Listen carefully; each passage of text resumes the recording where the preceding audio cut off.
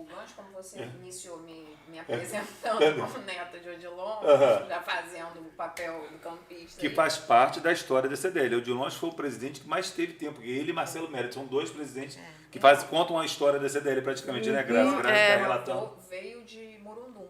E ele conta de como o comércio em Murundum era forte por conta da estação de trem. Que aí volta naquilo. Então, meu avô ele começou vendendo um bom bocado no trem.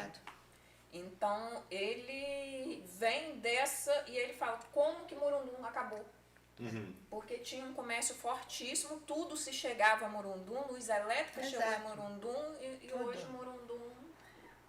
E aí a preocupação do campista é dizer assim, a primeira cidade a ter luz elétrica, né? Como se isso fosse um grande patamar. Quando, na verdade, você joga pro fundo, né? Bota lá guardadinho, todos essas pessoas que foram empreendedores, que foram dinâmicos e que trouxeram a vitalidade para a cidade e que levaram o campus até esta posição que tem hoje.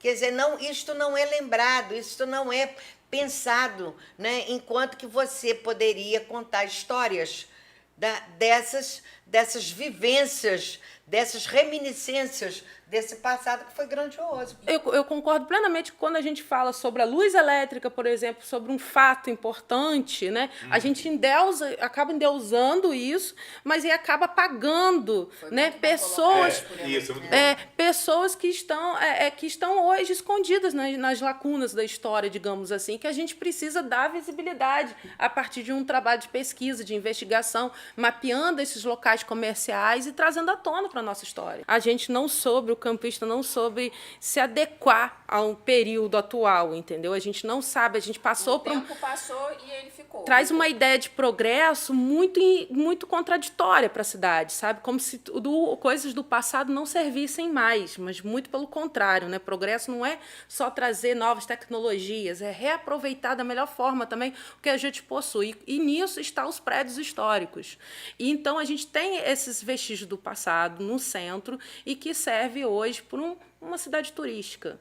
Campos tem tudo, a gente está cansado de falar isso, Edivar, então, Campos tem tudo para ganhar como uma cidade turística. Eu acho que cabe um investimento acerca disso, e aí sim, com esse turismo central, cultural, histórico, a gente volta os olhos para o comércio. Então, eu acho que Campos tem que pensar em outras possibilidades. Quando a gente volta para a história, a gente pensa Campos sempre voltado para a história econômica, com ciclos econômicos. Mas a gente tem que quebrar esse paradigma como se cana-de-açúcar, petróleo salvou a cidade. Não, a gente tem que buscar outras soluções e tal investimento aí através do turismo histórico e cultural da cidade, né? Reaproveitar isso. E outra coisa também, quando a gente fala diversas vezes sobre isso, é conscientização acerca do patrimônio histórico, né? A gente volta para isso, que a gente está falando aqui de história, a gente está falando de casas comerciais antigas, que são memórias afetivas da professora Heloísa, que são memórias afetivas suas, do Edivar também, e de outros comerciantes e diretores aqui da CDL, mas a gente precisa voltar para isso, conscientizar a população, porque a gente, às vezes, quando a gente fala do passado, a gente fica como se a gente estivesse chorando o leite derramado, né?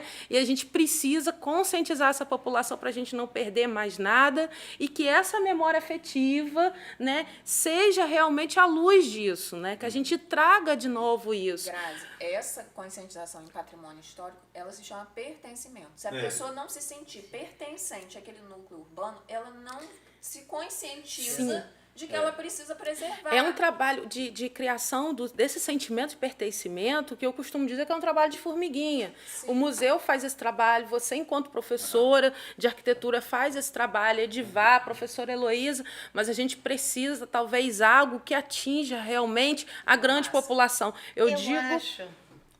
Não, eu digo até mais assim, que chegue aos comerciantes, sabe? Alguns aqui estamos conversando sobre pessoas conscientes acerca do patrimônio, mas tem muitos comerciantes que têm casas comerciais aí com história e que não sabem de sua história e que precisam conhecer, né?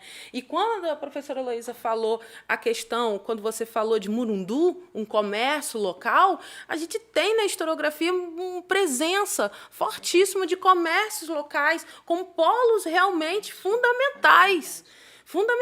A gente precisa dar visibilidade.